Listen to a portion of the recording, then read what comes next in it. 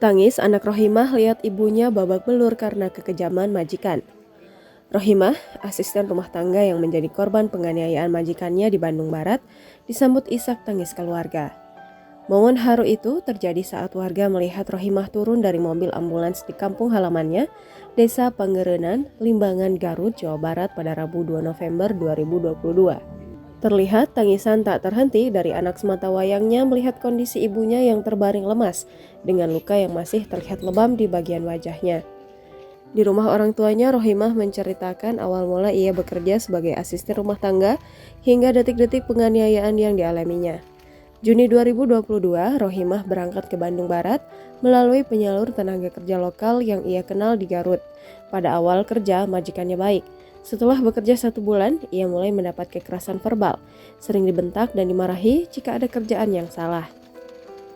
Seperti lupa mematikan air atau tidak rapi dalam menyetrika baju.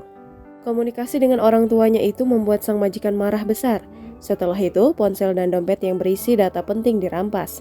Setelah kejadian itu, Rohimah mendapatkan perlakuan kasar berupa penganiayaan di bagian tubuhnya.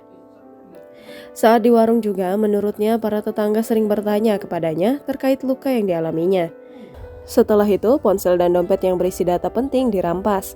Setelah kejadian itu, Rohimah mendapat perlakuan kasar berupa penganiayaan di bagian tubuhnya. Saat di warung juga, menurutnya para tetangga sering bertanya kepadanya terkait luka yang dialaminya. Rohimah hanya menjawab luka tersebut merupakan luka bekas terjatuh dan alergi makanan. Kedua pelaku yang merupakan pasangan suami istri, Yulio Christian dan Laura Francilia, mendekam di sel Mapolres Cimahi.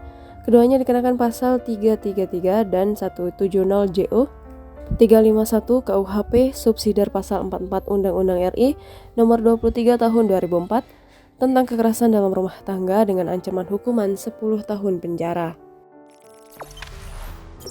Jangan lupa subscribe, share, komen, dan like ya.